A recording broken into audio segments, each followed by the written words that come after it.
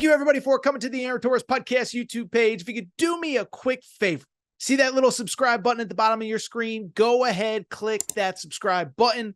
Really does help our channel grow, our audience grow, and I really do appreciate it more than you know. So click that subscribe button. Appreciate your support.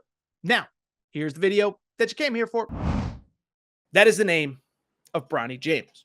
All right, so Bronny James found it very interesting because there were two pieces of news that basically came out concurrently on Monday as it pertained to Bronny James. Bronny James, the son of LeBron James. First of all, there was an interesting note that he had been cleared by the doctors at the NBA doctors.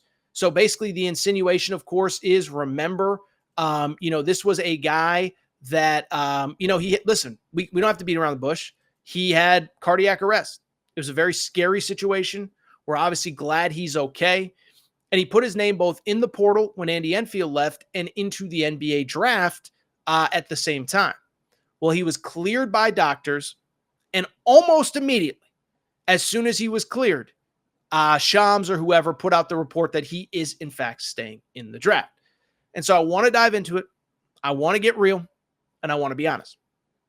I think in the case of Bronny James, two things are true.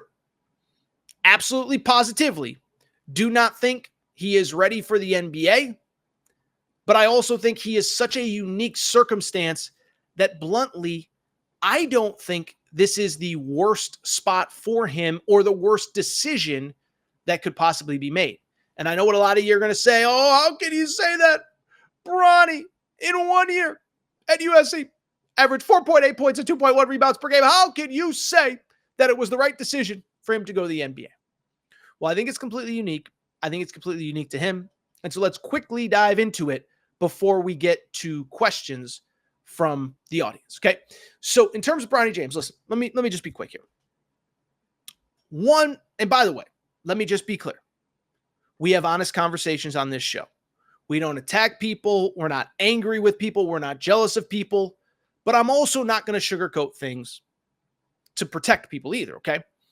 And so Bronny James right now is not only not a first-round pick, bluntly, he wouldn't be drafted if his father wasn't LeBron James. By the way, that's not his fault.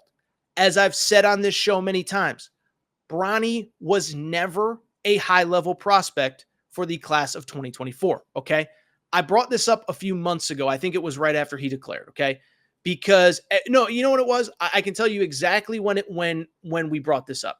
It was when ESPN made the big thing about, oh my goodness, he has fallen out of the top 10 for the 2024 NBA draft. And what did I say at the time?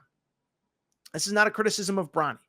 But the truth is, he was never a top 10 prospect ever, okay? I hate to be a jerk. I hate to be rude. I don't like to criticize other people in the media, but there was only one outlet that had Bronny in the top 10. It was ESPN, and it was Jonathan Givony. I'm not here to criticize. I'm not here to this. I'm not here to that. But what I can tell you, when that came out, to use a bad pun, it was mocked in the media. And it was very clear in media circles that ESPN put Bronny in the top 10 for one of two reasons. It was either to make LeBron and Clutch Sports, obviously Rich Paul is, of course, LeBron's, childhood buddy who's now an agent. It was either to make them happy or it was to drive clicks for the mock draft. Because if you have Bronny not in your mock draft, it's not going to do as well as if you have him in the top 10. So when he was listed in the top 10, nobody took that seriously in basketball circles. I said it at the time.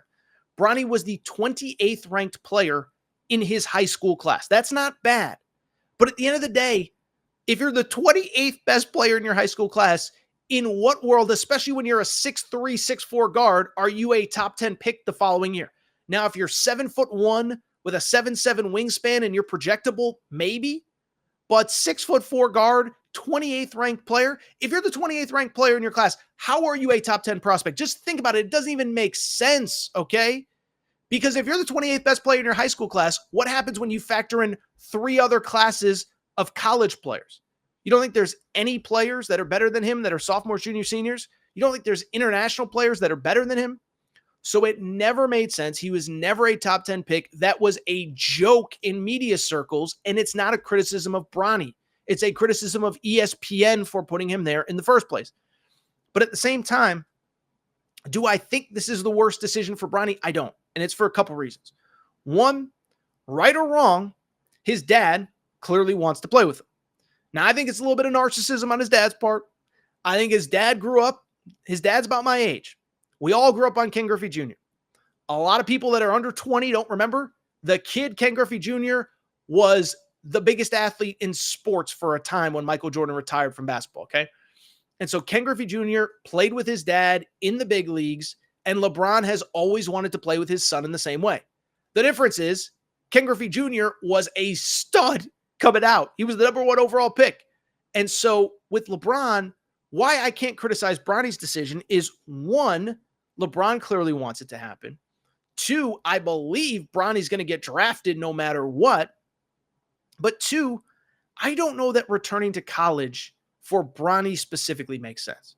First of all, the number of teams that would even be interested in him, I think, is pretty minuscule. I'll be honest, that's not a criticism.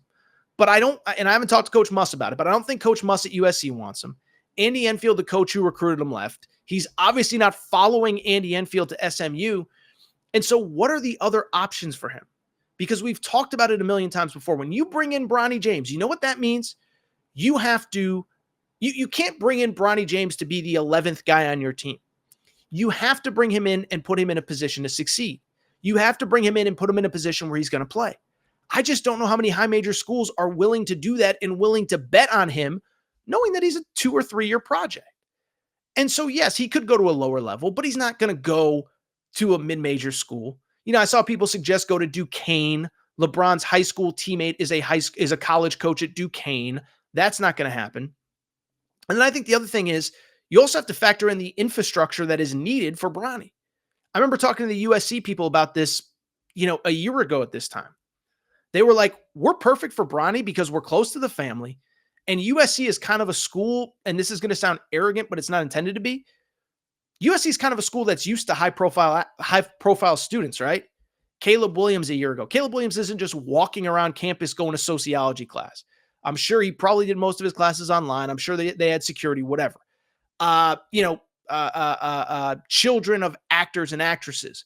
One of Obama's kids just graduated from USC and they had secret security following them around. So I just bring it up because there's not a lot of great options. And there's not a lot of great options that can basically deal with the Bronny James infrastructure. And so I think the realistic best plan for him, go pro, develop. Now, at some point, you're probably going to get called up so you can play with your dad. But even if you're not, go pro and develop kind of out of the spotlight.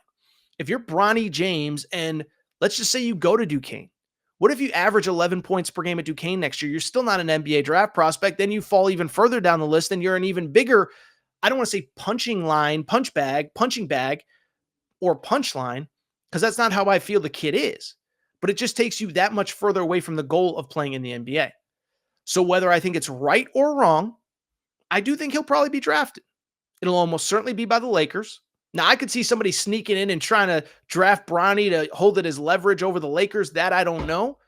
But he's going to get drafted. And he'll get a cup of coffee in the NBA next year. And then after he plays with LeBron and LeBron has his little moment where he can make it about LeBron, then Bronny can go back down to the G League and develop.